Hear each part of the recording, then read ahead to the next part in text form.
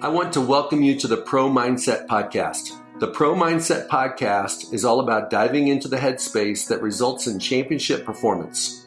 High-performing athletes, winners, have this mental flow and have a positive headspace for their performances and success. Join me, Craig Domann, sports attorney and NFL agent, on this podcast. I will interview pro athletes, college athletes, football coaches, and sports personalities.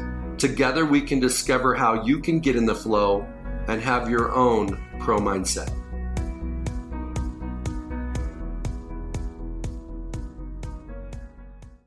Today on Pro Mindset, I've got a special edition. What kind of mindset does it take for an NFL player to make it? I was asked a few weeks ago to speak to a group in Kansas City, and I shared with them the 7 building blocks that are a must to be successful in the NFL. I hope you enjoy the show today.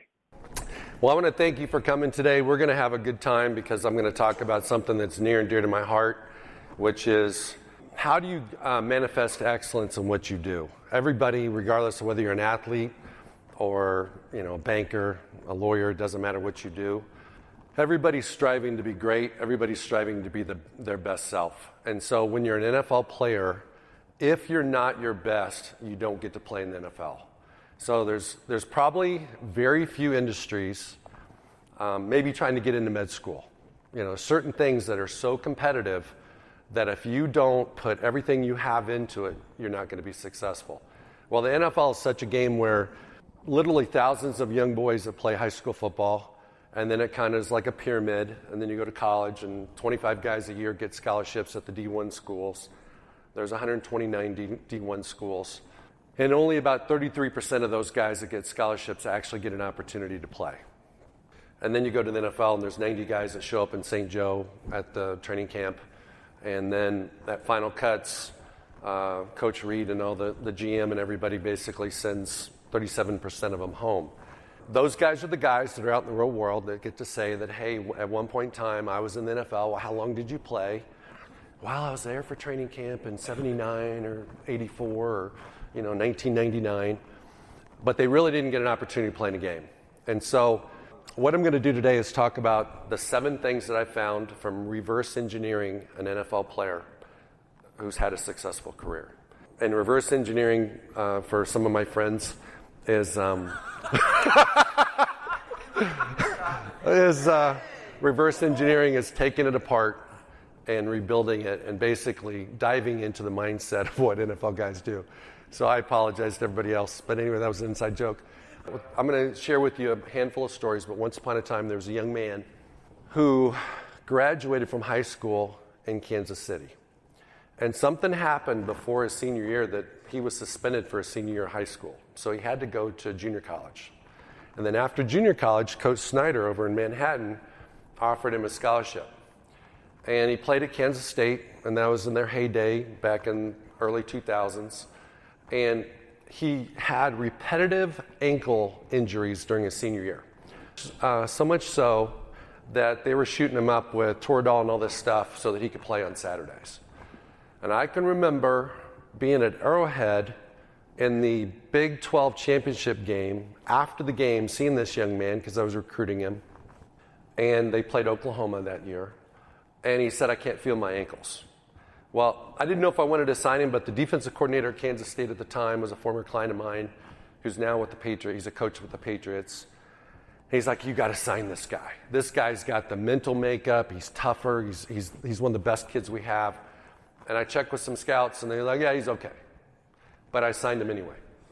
Well, first thing that happened to him after I signed him was we had to give him a medical evaluation to see how his ankles were, and found out he had dead tissue in his ankles. So doctors ordered him to have bed rest for a couple months. So when everyone else is going to all-star games, the NFL Combine in Indianapolis, then they have their pro day and they get ready for the draft, he's pretty much on no training, no workout, no anything. So he didn't get invited to an all-star game, didn't get invited to the Combine. I had like 10 draft picks that year, and he was like maybe the last guy on my list. And when the NFL scouts showed up in Manhattan for his pro day in March, the first time he had run or did anything physical was 2 days before. And he did pretty poorly, as you might expect. And then the draft came and went. His name didn't get called. His phone didn't ring on draft weekend.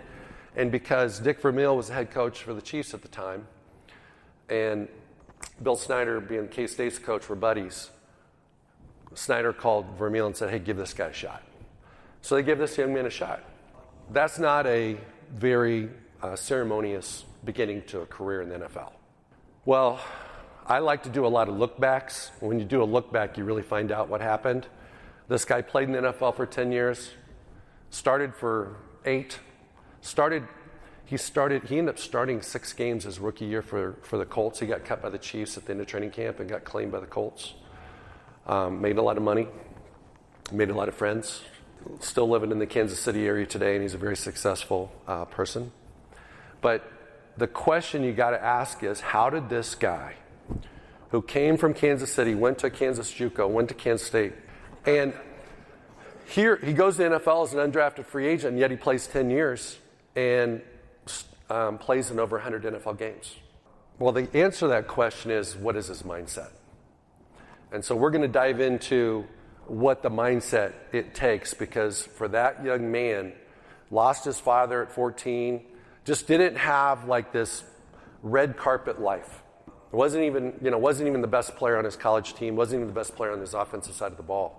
What did he do, and what do people like him do to be successful in the NFL? So what we're going to look at is right there. So when you reverse engineer, when you look at the scouting factors that NFL teams look at, they look at height, weight, speed. They look at tangible things. They look at your positional fit. They look at your injury history. They talk to the people on campus to find out whether you've got good character or not. They find out what kind of learner you are. You a visual learner? You audio? Are you kinesthetic? You got to take a lot of reps. If you got to take a lot of reps, you're not going to make it in the NFL very long, because like with the Chiefs games, they've got a game plan for Denver tomorrow night, and they've been working on it all week.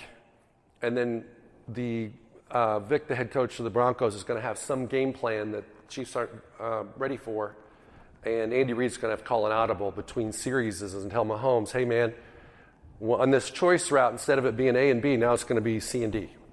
So the receivers and the quarterbacks all have to be on the same page. After practicing for 3 days for A and B, now it's going to be C and D. So being a quick learner is very important. Their background, their passion for the game, their performance and production in college. You know, if a guy is extremely productive in college, he's got a better chance to be productive in the pros. Okay, so I'm going to start with, what are these 7 things? Okay, the first one is belief. If you don't have belief in what you do, I don't care what you do, you're not going to have any chance to be successful at anything that has any type of elimination. Now, if you want to be a social worker, you want to be a volunteer, where the more the merrier, you can show up sometimes and not believe in yourself, and they'll still take your helping hand. But in the NFL, it's cutthroat, and every day your job's on the line. Unless you're a nucleus player or starter, you might show up one day, it might be a Wednesday, and you're thinking you're going to have a great day, and somebody taps you on the shoulder and says, hey, go see the GM. And all of a sudden, then you're going home and telling your baby mama that you don't have a job anymore because you just got cut. So if you don't believe in yourself, no one else is going to believe in you. And I think one of the biggest lessons I've learned about belief is, as a competitor, as a husband, as a man, as an employee, if you don't believe, why is anybody else going to believe in you? Kids are unbelievable at in reading people. So if you don't believe in what you're saying to your kids, they're going to catch you being a fraud. Well, in the NFL, if you don't believe in yourself, your coaches won't believe in you. Your teammates won't believe in you. And most importantly, your opponents won't believe in you. So if you can just picture for a moment, it's probably been a long time for a lot of you guys to play football that played football. If you're playing offensive line and you're a center and you got the ball in your hands and you got a nose tackle and a zero technique right across from you, his head's like this far from yours. He knows whether you believe in yourself or not. He knows. My son that plays college football, when he is covering in man press on a slot receiver, the slot receiver knows whether he's believing in himself on that play or not. Okay? And vice versa. And it's no different than one of my good friends here that rides a bike. When you're going up a hill and you're competing with a friend, you know that you can beat him, or he knows he's going to beat you. So belief is a huge part of being successful in competition. The next one is passion. You have to love what you do. There's 3 types of love. There's agape love. That's genuine love. That's almost biblical love. If you can have that kind of love about what you do, that's awesome. If you have that kind of love about your spouse, that's awesome. Okay? It doesn't get any better than that. Most guys don't have agape love about football. The next type of love is what I would call like functional love, which is, hey, you love it because everybody told you should love it, and it's what you do. But the guys that are more successful are the ones that really love it. And for the guys that don't love it, you better love what it can do for you. Because if you strike out in both of those, you're not going to be successful, especially in the NFL. So when I talk about passion, I look at actions. So let's look at one of my guys that came out of a small school in Nebraska. One of our high school buddies was his coach. He calls me up and says, hey, this guy can play. I didn't believe him because he was in an NAIA school. I called a couple teams like, he's okay. He might play, he might not play. So because it wasn't going to cost me any money, I decided to represent him. And the draft came and went. Nothing happened. That's what happens to probably 90% of the players getting ready for the NFL draft. Nothing happens. And he got a call like 3 days, or I got a call 3 days later from a CFL team that said, hey, if he could be at a workout in Texas on Saturday, we'll take a look at him. Well, there's hundreds of boys that go to those things. Well, he and his father jumped in a car from Hastings, Nebraska, drove to Dallas, Texas, and I'm somewhere else, and I get this call from my client saying, hey, they want to sign me. Well, long story short, they signed him. Most of the guys they sign go up to Canada. They're back home within 2 days because they sign them, give them no money up front, fly them all in, and see what they got. And then they send most of them home. So I expected him to be gone after 2 days. Because almost every guy I've ever had that's been in that situation has been gone after 2 days. Well, he stayed. He was Rookie of the Year, his first year in the CFL. And after his second year, the NFL came calling because they could. He had a 2-year deal, couldn't get out of it before that. And we were living in Salt Lake City at the time, so I had a workout for the NFL teams and just said, hey, if you want to come, check this guy out. I think we had 26 NFL teams show up. He ran a 4.41. He's 6'3". He's a great human being. And we ended up fielding offers from multiple teams, and it came down to the Colts and the Chiefs. And so I came with them to his visit in the Chiefs. And I can remember sitting down with Carl Peterson at the time. And Carl played the homie card, like, hey, man, you'd be close to home, blah, blah, blah. So the kid decided to sign with Kansas City. Caught 8 touchdown passes his first year. Ended up playing 7 years. Had a nice career. But that young man should have never played in the NFL. Should have never played. Okay? How many guys go NAIA and actually play a minute in the NFL? It's less than 1% of 1%. So we've got belief and we have passion. What is that? That answers one question. How do you think? The next 3 answer what you do. So the next building block is purpose. If what you do as a man right now or woman isn't what your purpose, and purpose could be being a mom. It could be a caregiver. It could be an employee, or it could be an NFL player. It doesn't matter what you do. You have to be in sync with your calling and with your purpose. The next one is your training. This is where coaches spend all their time. When I was in high school, this is all I heard. Get faster, get stronger, get tougher. This is where depending on what if you're a nurse or a doctor, this is when you're putting in the hours. This is when you're doing the things that nobody realizes you do to be great at what you do. If you're a teacher, this is when you're grading papers and do all this stuff. That's part of the game, but people don't really see that.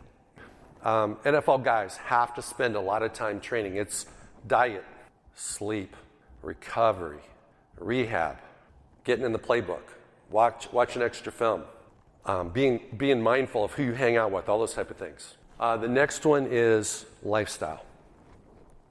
This is the first negative one. because all the rest of them make sense. Believe in yourself, love what you do, have a purpose for what you do, train for it. Now we hit the roadblock. This is the first roadblock. And there's two forks in the road that are bad for NFL guys. One is when you start believing the hype of what the media thinks about you or what your friends think about you. And the second one is all the things that distract you, like girls, the mall, Amazon Prime, car dealerships, all those types of things. And so what happens is it doesn't matter if you love what you do, you believe you can do it, you got all that stuff together, you have an off day, and you blow it. Get arrested, all those types of things. So as a man and as a non-NFL guy, it's also true that you can sabotage whatever, like you can do that with your family. You got everything all lined up, and then you go on a business trip and do something stupid. Or you don't do something, it's either something you're doing that you shouldn't do, or you're not doing something that you should do. It's one or the other. So those three define what you do. And FOMO is fear of missing out. It's caring more about what everybody else thinks. If you really, truly want to fail, just focus on that. Because as an NFL guy, I was interviewing for my podcast a gentleman yesterday on my drive over here who played in the NFL for 10 years, and I'll talk about him later. But he said, Craig, I just had football on the brain. Just football on the brain. And you might go, that's crazy. But that's what God put on his heart. That was his deal. And so when no one believed in him, when people cut him 5 times, and he had all these hurdles that he had to overcome, because he had football in the brain, he just kept going. And you can turn on ESPN on any Thursday or Friday and see him be a commentator, because that's what he does. He gets paid a lot of money for talking about football because he's got football in the brain. 729er, I put that up there for a reason. I was in Phoenix talking to the general manager of the Cardinals about one of my clients. I'm talking to him about doing a contract extension, and my guy's a primetime guy. He's a starter. It was the year they were going to the Super Bowl. They went down to Tampa and lost to somebody, Steelers somebody. And the GM says, hey, Craig, would you like for the head coach to come in and talk to you about Eric? I said, absolutely. So Ken Wisenhunt walks in the door. I said, hey, Coach, how you doing? He goes, good. I said, would you mind sharing with me what your vision is for my client? How do you see him being a part of this organization moving forward? All those types of questions that you asked to create value for your client. Because you want to, if you can bring the future of your player's worth in the organization to today, bringing the future to the present, you can create more value for your client. So I'm asking him those types of questions. And he goes, Craig, he says, I'll never pay a 729er. I said, Coach, what is a 729er? Oh, you haven't heard of a 729er? Have you guys? Who's heard of a 729er? Anybody? Okay, so here's what a 729er is. It's when you got a all-team meeting at 7:30, and you live about 10 minutes from the facility, and you leave at the perfect time that if you hit green lights all the way there, you get to the office at 7:29. So how many times do you think my guy was late? A lot. So he basically was saying until my client matured, until he realized he could get to work on time, they had no intentions of paying him a penny more than they had to. And he was making like $2 million that year, and I was hoping to help him make a lot of money. Well, suffice it to say, he never, ever made the big bucks like he should have because he was a 729er. So his lifestyle wasn't girls and bling and clubs and things like that. It was not showing up on time. So those 3 things, lifestyle, training, and purpose, really answer the question, what do you do? And the last 2 answer, how do you perform? Number 6 is habits. So for me and looking at NFL players and the ones that really perform at very high levels that play for a decade or more, I don't consider an NFL player uber successful unless he plays for 10 years. Because once you figure it out, you can play for 10. If you can't figure it out, you won't play for 10 weeks. It's that kind of business. And as long as you take care of your body and your body doesn't fail you, you can play 10. Regardless of whether you're a first rounder, third rounder, or no rounder. So your habits for NFL guys is kind of like your default mode. It's your autopilot mode. When no one's looking, Are you a closet eater when no one's looking? For NFL guys, that'll kill you, especially if they got weight clauses. I had a young man one time. He was a 4th rounder, getting ready to go to training camp. And the first thing they do when they show up for training camp is drug test. So what did he and his genius brothers decide to do the week before? Go smoke some pot before he went to training camp. So what do you think happened to him when he took the drug test? So a lot of things in life, when it's positive, it really means positive. But anytime it's a drug test and it's a positive, it's not a positive. So he got put in the drug program for a whole year. So he had to stay in that drug program for a whole year to get out of it. And he got out of it because he wasn't a habitual user. Okay, he wasn't being smart. And then the other thing with respect to habits is, like for NFL guys right now, it's what are the Chiefs doing today? Today's Saturday. They're getting together at a team hotel probably about 5 or 6 o'clock for a team dinner. They're off right now. They're either sleeping, doing something productive, hanging out with their family. Maybe some of the guys are watching film, trying to watch some extra film on Drew Lock so they can figure out this rookie phenom that's from Lee Summit. Or they're doing something stupid. And then you've got, after the season's over, that's a big time period for players. They're either going to get better, and they're going to be, whatever their weakness is in 2019 is going to go away in 2020, or it's going to be bigger, and they're probably not going to play in 2020. The last one is what everybody thinks is the most important one, which is really your game day performance. And every one of us, NFL guys, like if you turn on the Chiefs game tomorrow night, you guys really don't care. If you're a real fan, you don't care what happened on Tuesday. You don't care what happened on Thursday. You really don't care what they have for dinner tonight. All you care about is who's going to show up and what kind of effort they're going to bring tomorrow night. How are they going to handle the adversity? What if we have 4 inches of snow in Arrowhead tomorrow? All those guys that are from the warm weather areas, are they going to be able to, show up and play in inclement weather? What I see with game day for NFL guys, and also applies to us too, is they have a choice of breathing the oxygen of belief during the game, because there's oxygen in Arrowhead tomorrow night, and it's either, fans, when they start getting excited, they're breathing the oxygen of belief, and the players hopefully are too. Or they can breathe the oxygen of neutral, which has no real impact on them. Or they can breathe the oxygen of doubt.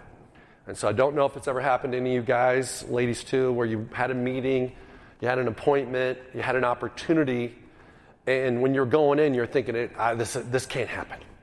I'm not going to do a good job. We're not going to get the business. Well, most of the time, you don't. And there's other times where you go, I'm feeling it today. I look good. I feel good. Hey, somebody held the door for me that didn't have to on the way in the building. I'm feeling the juice today. Well, you still may not get it, but you're more likely to get it on those days when you breathe that oxygen of belief. And so for NFL guys, when you have 2 dudes that run 4.4s, 2 dudes that have been blessed with similar body types, 2 dudes that have watched film all week, and they're ready for the game, but only one can be successful. It's going to be the guy that's breathing the oxygen of belief. That's the reverse engineering of an NFL guy. Believe, be passionate, be in your purpose, train hard, live a lifestyle consistent with it, develop good habits, and then perform on game day. I'm going to talk about Robbie. Robbie's a guy that I call the 7 building block man. And the reason why is because he exemplifies all of them. So I'm going to share a story about this, and you can learn a lot of lessons from Rob Ninkovich. Robbie grew up in Joliet, Illinois. His father was a factory worker, a steel worker. And Robbie, from like the 4th grade on, wanted to play in the NFL. He was kind of a fat, chubby kid. And when he got out of college, nobody wanted him. So they have a JUCO in Joliet, Illinois called Joliet JUCO. So he went there to play football, worked his fanny off, lived with mom and dad. So how many of you guys, Marcus, you still listening? Do you want to live at home when you go to college? No, I didn't think so. So anyway, Robbie didn't either, but that was his only option. So he goes to college and he has to live at home and plays for 2 years at Joliet JUCO. Then he goes to Purdue University. Doesn't look like everybody else, doesn't have as much athleticism as most of the other guys, but had the work ethic that nobody else had the want to that no one else had, believed in himself when no one else did. And when he got out of Purdue, he went in the 5th round to the New Orleans Saints, but not as a decorated player. He was just a 5th rounder, and hey, let's just go see what he can do. Because of his energy, effort, everything that he embodies, he goes down there and makes it as a rookie. And he's running down on special teams. He wasn't playing. He wasn't a phenom. And in his 3rd NFL game, he's running down on a kickoff and tears his ACL. So for those of you that aren't familiar with how this works, when you're healthy, everybody knows who you are. Everybody cheers for you. And you get regular pay and you get to play. But as soon as you get hurt, you go on what they call injured reserve. If you're a young player in your first 3 years, you take roughly a 33% pay cut. You go have surgery, and then your new coach is called a PT. So you get to go to the sports medicine room instead of to the locker room. And then you spend 9 months trying to get better, hoping that you can get your place back when you come back. So that's what Rob did. Now, being an agent, I'm not calling him every day to go, hey, dude, how's your workout going? How was your rehab today? Did you kill it today? Did you give everything you got? No. So even me, I'm guilty of probably not paying attention to him, because I had other guys that are playing on Sunday that are doing fun things. I'm going to their games to watch them play. I'm not going to Rob's rehab to watch him work. Okay? So the biggest challenge a young man has when they're in that situation is come back the second year and be better than ever, because now you have the label of being a damaged goods. He made the team second year, made the 53. And they are happening to play the Indianapolis Colts on a Thursday night. It's the opening game of the entire NFL season. I'm in Indianapolis for the game. The first guy I told you about was starting for the Colts. I had another guy, a defensive end for the Colts, and then I had Robbie for the Saints. I get a call about lunchtime from the general manager of the Saints. And I think I'm in the Colts hotel in the lobby, hanging out. And I get a call from the other team's GM going, hey, got some bad news. What's up? Coach Payton wants to cut Rob today.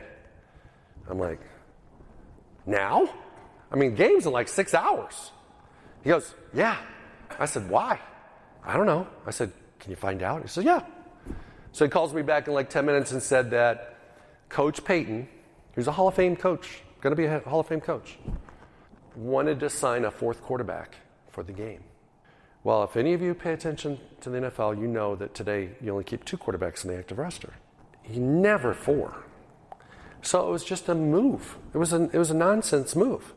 So Robbie is from where again? Joliet. Joliet's 3.5 hours from Indianapolis. So he's got like 35 family members, mom, dad, sister, and 30 other friends and family, driving down I-65 to come to the game.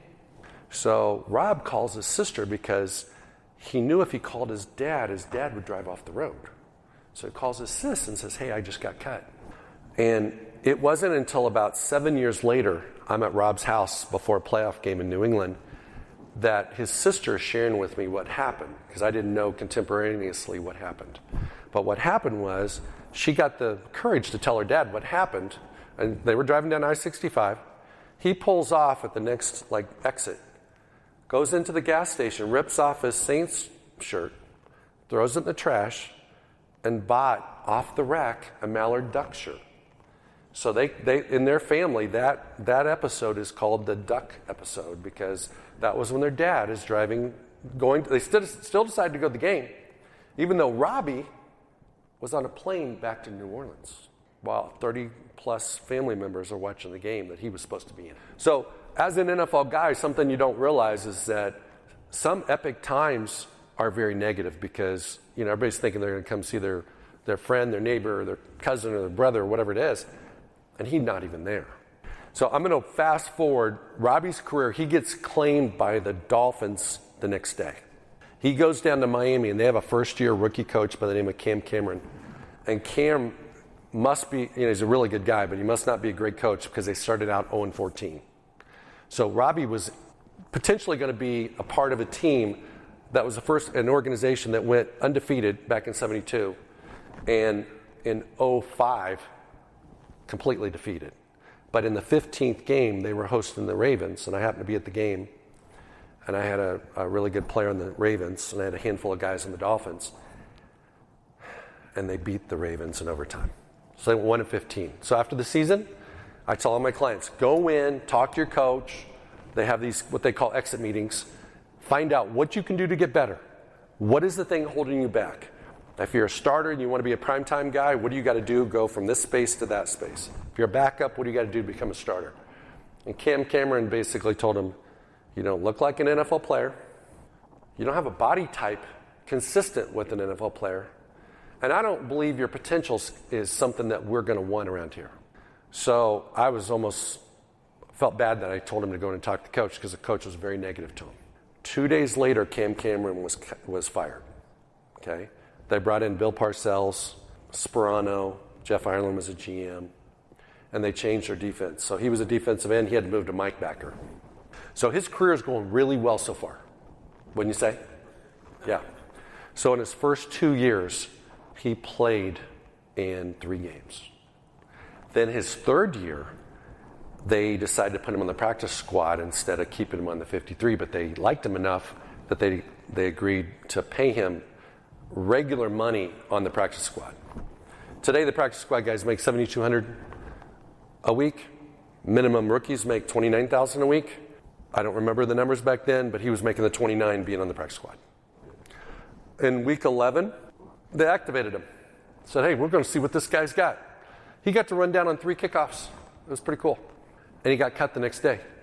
So the GM calls me to let me know the bad news. It's always fun talking to GMs because it's always bad news. But anyway, he calls me up and says, hey, man, we got to let Robbie go. And I said, what do you do? He just didn't show enough. I'm like, okay. I just took him for his word. So I called Rob and I go, dude, how much? I didn't see the game. How much did you play? 3 plays, 3 kickoffs, but 2 of them were touchbacks. So he really got to play 1 play. And he got cut. So he got put back on the practice squad. Later in the year, the Saints, of all people, came back and signed him off the practice squad. And he played special teams for the Saints for like the last 3 weeks. Shows up for OTAs. Sean Payton's his friend now, because Sean Payton's the guy that cut him on game day, year 2. Sean calls him in and says, hey, man, I don't think you can play for us at D end, but we have an opportunity for you at long snapper. Rob's like, okay, I can do it. So they moved him to long snapper. So for the whole off season, which back then was longer than it is today, Rob Ninkovich was a long snapper. Didn't go to 1 defensive meeting, didn't take 1 rep in any defensive practice, doing anything like a defensive outside linebacker D end. He was a long snapper. But what the team didn't know, we talked about training. He still trained on his own for defense, because in his heart, his purpose and his calling was to be a defensive player. But he was only doing what they were letting him do. And he comes out to our football camp that summer. We got 300 kids. I try to find a place for him to teach kids how to long snap through the legs when they're 8 years old, which they have no interest in doing. And he shows up for training camp a couple weeks later. And Sean Payton calls him into his office and says, hey, man, we don't need you. We're good. They'd signed another guy off the streets 2 weeks prior. So here's this guy who thinks he's going to play in the NFL as an outside linebacker defensive end that gets kind of the bait and shift type thing. He's a long snapper, and he never gets a chance to do it. So I get a call from Bill Belichick about 3 days later. And he says, hey, is Ninkovich healthy? I'm like, yeah. Does he want to play? I'm like, yeah. We got to work out for him. So I call Robbie. He gets on a red eye that night, goes to the Foxborough, works out. This is how the reality is. If you have a son or a cousin or a relative that's working out for an NFL team, 1 in 15 get signed. He's on the streets. He's doing the same thing we're doing. They sign him. 3 games into the preseason, Belichick calls him out. Now you got to remember, this is like 2007 now. They've got Tom Brady, Gronkowski, Matt Light was an all-pro left tackle, Vince Wilfork was an all-pro D tackle. They had some really good dudes. And Belichick says, there's only one dude that's made this team so far, and it was Robbie. He had shown him in 3 weeks energy and effort, want to. So yesterday when I'm talking to him, sometimes your memories fade. So I was like, how did you do that? What happened? He says, this is Rob's words, not mine.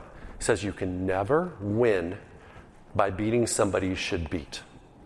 You have to compete against people you're not supposed to beat, so when you beat them, people notice.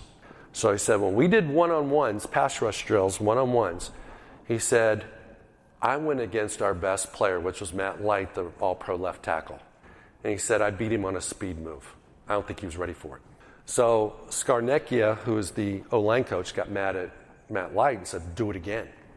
So he got to go again. Not because he was good, but because the starting left tackle, who's the blindside protector for Tom Brady, just looked stupid against the guy that just came off the streets that's been a long snapper for the last 6 months. So Rob says, you always have to have a counter move. So I took off and I planted my right foot like I was going to do a speed rush again. And then I did a counter move underneath and beat him to the inside. So Skarnecchia is going crazy and made Matt Light do it again. Not for Robbie, for Matt. So now, who's getting the opportunity here? Robbie. So Rob's like, what do you do next? I know a little bit about football, but I'm not a genius. I was like, bull rush. He goes, absolutely, that's what I did. He said, I gave him the look like I was going to go speed, and then I went to bull rush, and I bent him over. He said, I didn't knock him down, but I bent him, I embarrassed him. So what's the point? The point is, Rob Ninkovich, against all odds, when coming off the streets with no fanfare, still believed in himself. He still had the passion for the sport. He trained when he shouldn't have been training for that position. And he capitalized on it when he had the opportunity. And so my wife and I, Teddy, had the opportunity after Rob won their first Super Bowl to go to Bristol because Robbie had an opportunity to go on the car wash, which is when you go on about 14 shows at ESPN headquarters, and very few guys get the opportunity to do it. But so Rob spent like 8 hours at the campus at ESPN going from show to show to show all day. And we went and ate pizza afterwards. And I asked him, I said, dude, how did this happen to you? And his comeback, he had two perspectives. One was the belief. I never stopped believing. Even yesterday, he shared when he was 14, he wrote down all these goals about what he wanted to accomplish. He wanted to be an NFL player. He wanted to be a starter in the NFL. He wanted to be an impactful player in the NFL. He wanted to build a career in the NFL. He's a fat kid, 14 years old in Joliet, Illinois. And he still has those goals. So he was living, he was a living example of what he said he wanted to do in his 14-year-old self. How many of us still do that? Most of us, what we wanted to do at 14, that died a long time ago. That was something we were going to do when we were 14. That was when we had big dreams. That was when we were young and naive. Okay? Well, Robbie didn't quit on his dreams. And the second thing he said was, number one was I believed, and number two was he had this connection with the Lord that this was what he believed he was called to do. He wasn't called to go into banking, nothing against that, insurance. He was called to play in the NFL. And so now let's look at who Rob Ninkovich is today. He's a father of 3. He works for ESPN 2 days a week. He's a spokesperson for one of the largest banks in the New England area. He's got more money than count. He's got 2 Super Bowl rings. He was a 3-time defensive captain for the team. He's built up a reputation, image that the only person on the planet that dreamed of it was him. So anyway, I have a lot of respect for Robbie because he did what every one of us want to do, but we don't do. You know what I mean? So I'm gonna wrap this up by saying that when you look at an NFL guy, a lot of people think you have to be a 5-star, you have to go to Florida State, you have to be drafted in the first round. You know, everybody's going to roll out the red carpet for you. You're just going to be rich and famous. 95 to 99% of the players in the NFL are like Rob Ninkovich. If we would break down the Chiefs roster, there's a lot of guys like that. A lot of guys like that. And what my encouragement to you guys is regardless of what walk of life you're in, especially for guys that are older, it's easier for guys that are like 15. When you're 15, you do have all the dreams. You do have all the goals. You think anything's possible. But man, when you hit 30 and life smacks you in the face, or you hit 40 or 50 or 60 or 70 or whatever it may be, my encouragement to you is to believe, continue to believe in yourself. Be passionate about whatever you want to be passionate about. Make sure it's in God's plan for your life, whatever you do. And then if you don't work for it, don't expect anything to happen. So you got to train. And live a lifestyle that's honorable and consistent with whatever that dream is. And then it's going to manifest into habits that are just going to show up. Okay? It's just going to show up. And then whenever you do get those opportunities to do whatever it is you want to do, you're going to increase your batting average if you do all those things leading up to game day. Thank you for listening to this episode of Pro Mindset. If you enjoyed this podcast, please subscribe, rate, and review this podcast.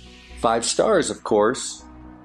You can follow us on our website, promindsetpodcast.com, or on Instagram, Twitter, and Facebook at Pro Mindset Podcast. Thank you so much for listening.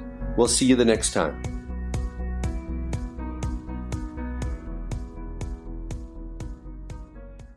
Leftovers or